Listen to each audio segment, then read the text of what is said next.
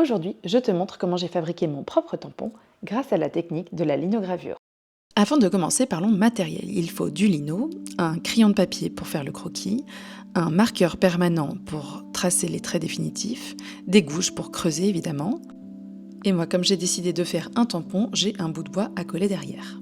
Une fois que ce sera prêt, on aura aussi besoin d'un peu d'encre pour tamponner. Je fais un peu de place et c'est parti. Tout d'abord, je commence par dessiner un croquis au crayon à papier.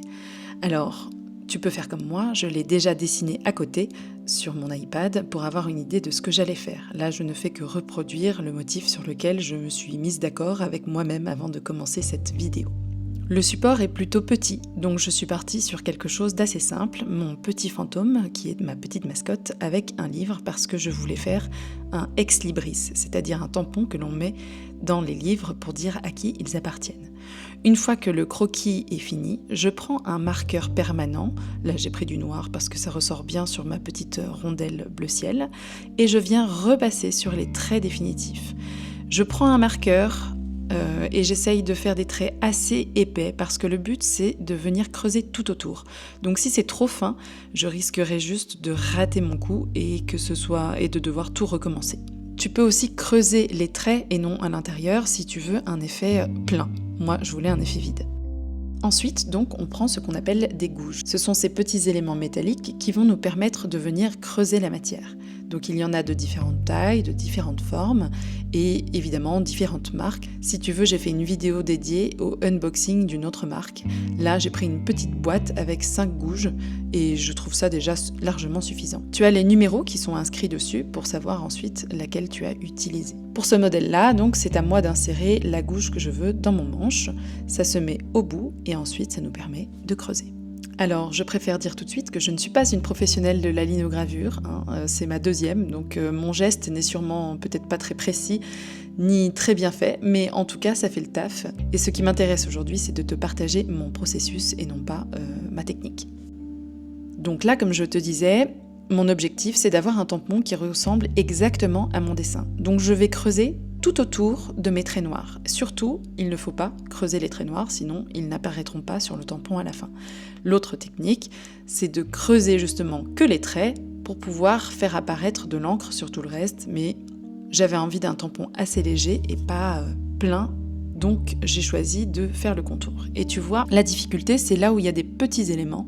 Peut-être que ma gouge est déjà trop grande, je n'ai pas plus petit, mais j'ai eu du mal à passer entre les yeux et les pages. Donc au final, je te le dis déjà, j'ai dû retirer les pages du livre. Je pense que le contour, la couverture du livre suffit à comprendre que le fantôme tient un livre dans ses mains. C'est pas grave si on voit pas les pages.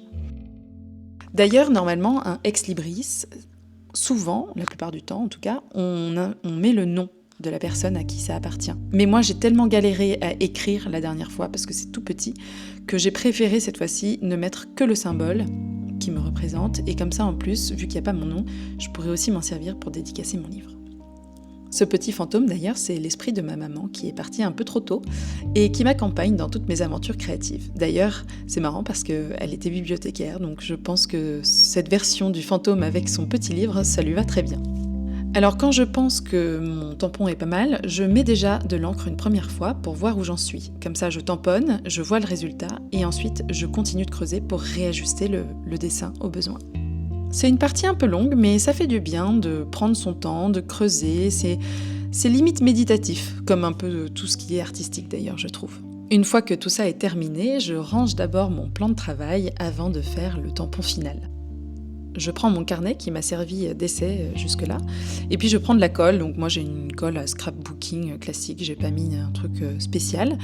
J'en mets bien partout et surtout j'étale de façon à ce que ce soit bien homogène derrière toute la surface en bois, pour pouvoir ensuite coller à la matière. J'ajuste bien le placement de ma rondelle et comme c'est liquide, ça bouge encore pas mal. Donc ce que je vais faire, c'est que je vais le poser à l'envers. Comme ça, avec le poids du bois, ça va venir coller sans bouger pendant quelques minutes. Donc je te passe le temps d'attente et voilà le résultat. Maintenant, je vais pouvoir passer au tampon dans mon vrai livre. Donc je reprends encore mon encreur pour recharger un peu mon tampon et je vais prendre mon livre comme si j'allais faire une dédicace à quelqu'un. Je l'ouvre, tu peux soit le mettre en général sur l'intérieur de la première de couverture, ou alors sur la première page. Et voilà le résultat. C'est plutôt chouette, non? Et maintenant, je vais pouvoir dédicacer mon livre avec. Si tu as aimé cette vidéo, tu peux laisser un petit pouce, un commentaire avec un petit fantôme, ou t'abonner à ma chaîne. À bientôt!